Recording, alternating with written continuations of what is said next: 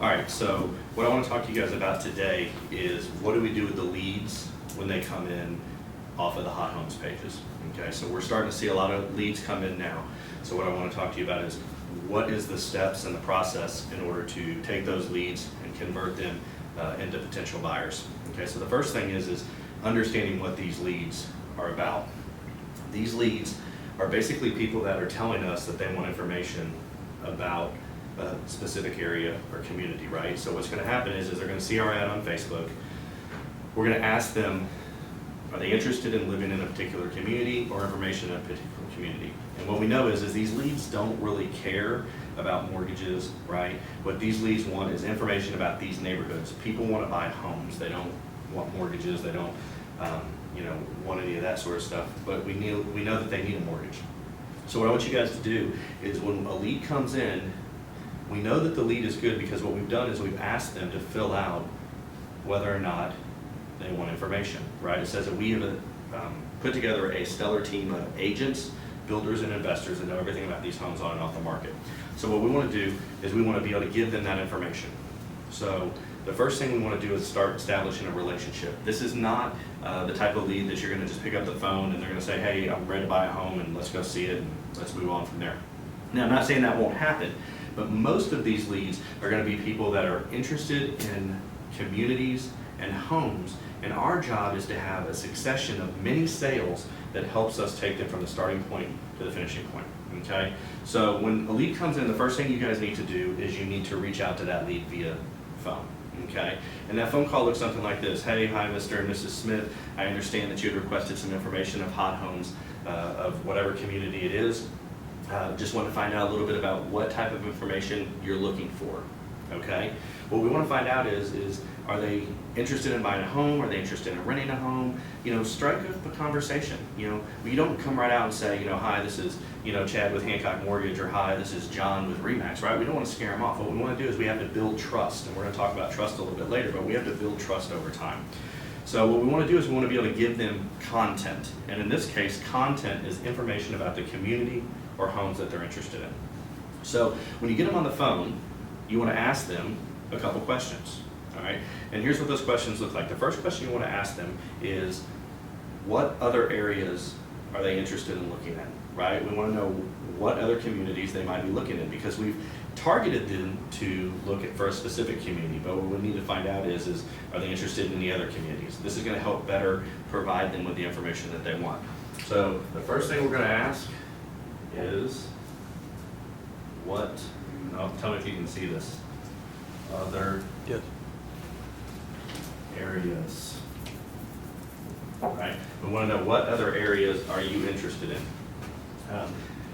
If they ask for one neighborhood, chances are they're willing to look at other neighborhoods within a few miles, okay? The next thing we want to know is price point. How much home are you looking to buy? You don't want to send them a list of homes in their area for $400,000 if they're looking for homes in the 200s, right? That's just going to upset them. The next thing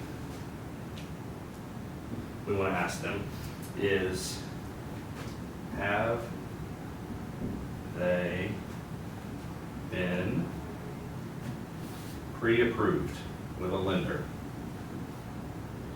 Okay. Obviously, we want to know if they've been pre-approved, because if they've been pre-approved, then that might mean they're a little bit further along in the process. But obviously, we don't want realtors to have to take out buyers that haven't talked to somebody, right? I mean, you want to know, can they actually buy the home you're going to take? We want you to be investing time, not wasting time. All right. The fourth thing we're going to ask them is, have they spoken to a realtor? Now, why do you think we want to know this? Because obviously, if a realtor is the person that's making these phone calls, they want to know, has this person actually spoken to someone? Now, here's the catch, and this is why I'm making this video so you guys can see this.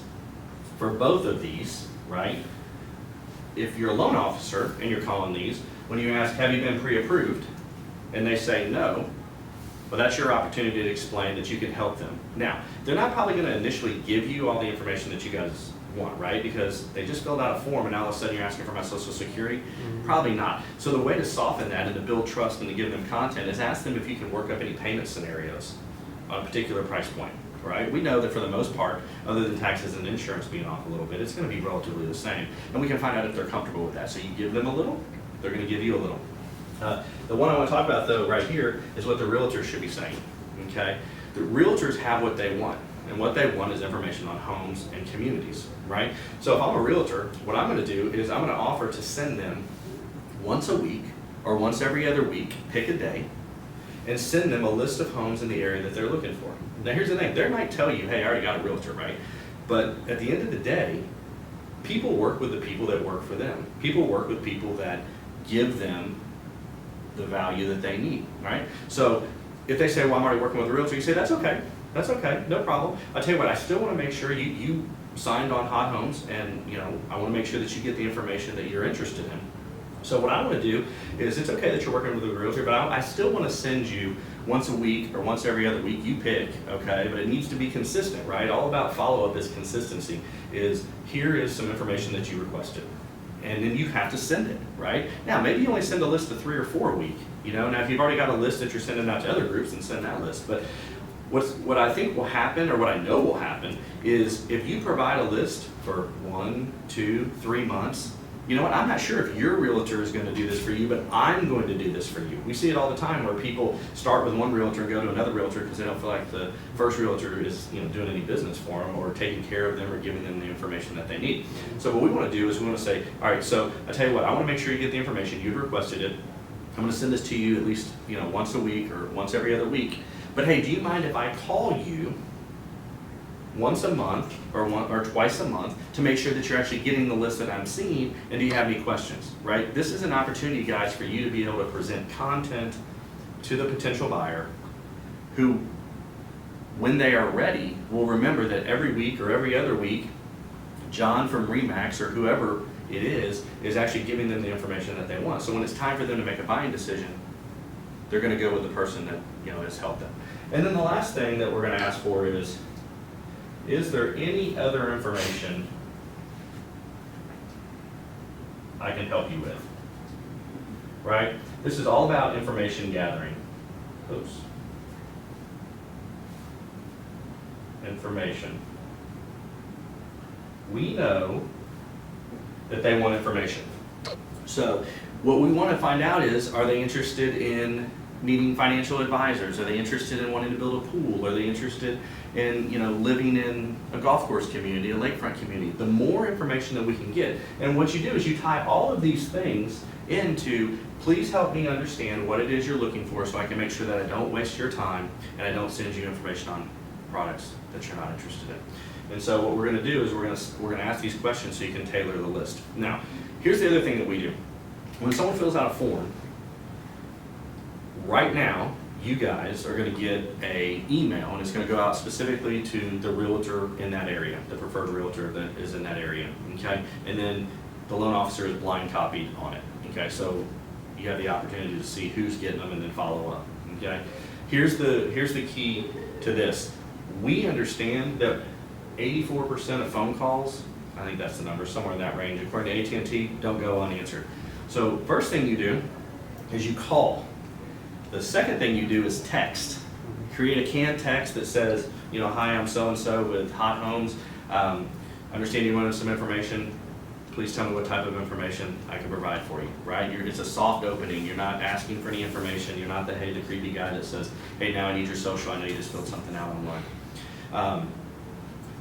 I think it's like 90 or 95% of all texts go read. Now, whether they respond to you or not, okay, but I can tell you this. Typically, when I have done this in the past, I did a test one day because I kept hearing, oh, the leads aren't very good. It's like, really? Because we told them what to expect. We said we had some information. We said if you want the information, fill out the form and someone will contact you. And they gave me their name, number, and email address. Well, sounds to me like they wanted some information, right? So I did a theory one day, or I did a test, and I got 10 in one day, and I texted every single one of them, the exact same text. And 6 of them responded. So I think 60% ratio of response is pretty good.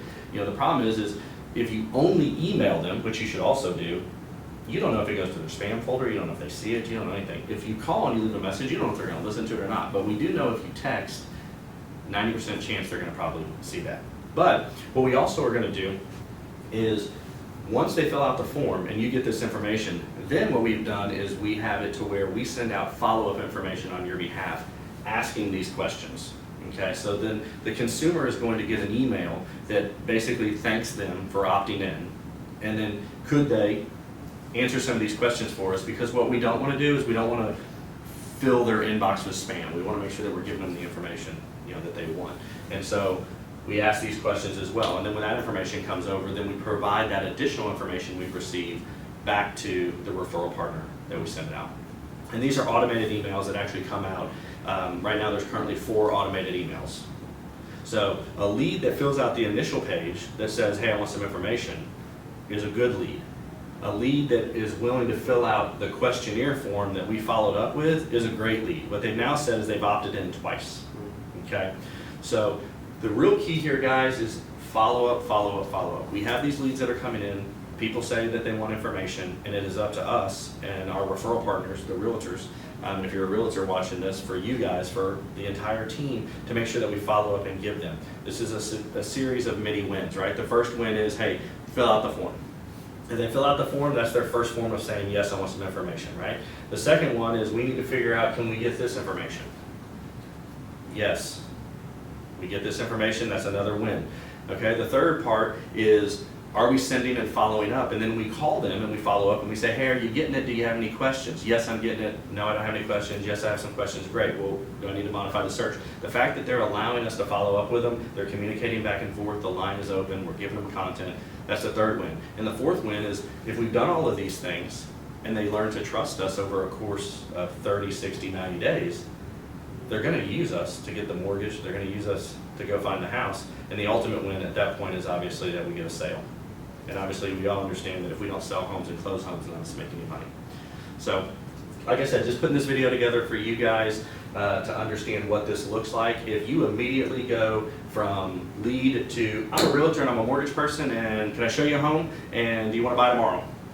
You're going to scare people off, right? The people want information, so it's our job to give as much good content as we can, earn their trust, and trust is actions built over time. If we do those things, you're going to start converting more leads. I have plenty of referral partners that do it that way, and we're converting these leads into purchase contracts.